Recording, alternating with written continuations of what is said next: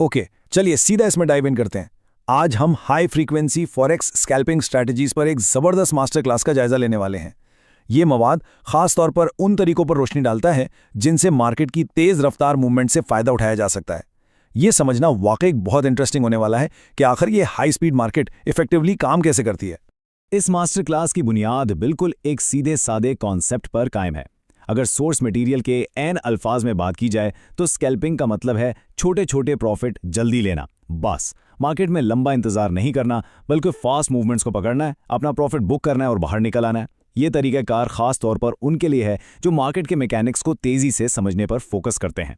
चलिए जल्दी से देखते हैं कि आज हम क्या कुछ कवर करने वाले हैं। हम स्टार्ट करेंगे स्कैल्पिंग के बुनियादी उसूलों से, फिर इंडिकेटर का सेटअप, फिर उसके बाद एक्चुअल एग्जीक्यूशन यानी बाय और सेल कैसे करना है, फिर हम द स्नाइपर स्ट्रैटेजी को ब्रेक डाउन करेंगे और आखिर में सबसे ज़रूरी चीज़ रिस्क मैनेजमेंट और प्रो माइंडसेट पर बात करेंगे।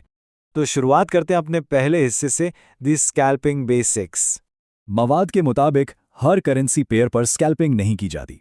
ये स्ट्रैटेजी खास तौर पर हाई फ्रीक्वेंसी एनवायरनमेंट्स के लिए डिज़ाइन की गई है, जैसे गोल्ड यानी XAU USD, यूरो USD और GBP JPY। और जब बात टाइम फ्रेम की आती है तो फोकस बिल्कुल लेज़र शार्प हो जाता है, यानी सिर्फ 1 मिनट M1 और 5 मिनट M5 का चार्ट। ये क्लियरली बताता है कि इस गेम में हर एक सेकंड कितना क्रूशल है। अब आते हैं अपने दूसरे हिस्से की तरफ, द इंडिकेटर सेटअप। अब इस सेटअप की सबसे इंटरेस्टिंग बात यह है कि सोर्स मटेरियल ने बिल्कुल स्ट्रिक्टली 3 लाजमी इंडिकेटर स्पेसिफाई किए हैं जिन पर कोई कॉम्प्रोमाइज़ नहीं हो सकता। ये हैं EMA 20, EMA 50 और RSI 14। ये वो बुनियादी टूल्स हैं जो मार्केट के ट्रेंड और मोमेंटम की ठीक ठीक निशानदेही करते हैं। इनके बगैर ये स्ट्रैटेजी इफेक्टिवली काम ही नहीं कर सकती। Moving on to part 3, execution.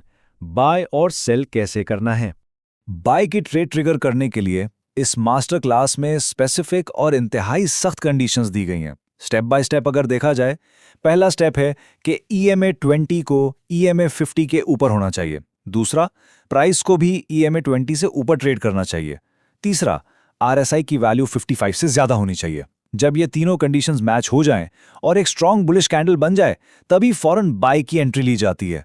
ये बेसिकली एक चेकलिस्ट की तरह है जिसे सख्ती से फॉलो करना है। और यहाँ एक जबरदस्त पैटर्न नोटिस किया जा सकता है।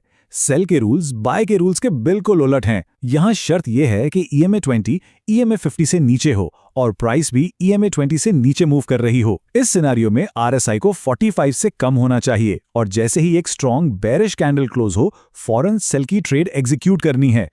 अगर इन दोनों सेटअप्स को आमने सामने रख के देखा जाए तो इनकी मिरर्ड लॉजिक बिल्कुल क्लियर हो जाती है। एक तरफ बाय की शराइत है जहां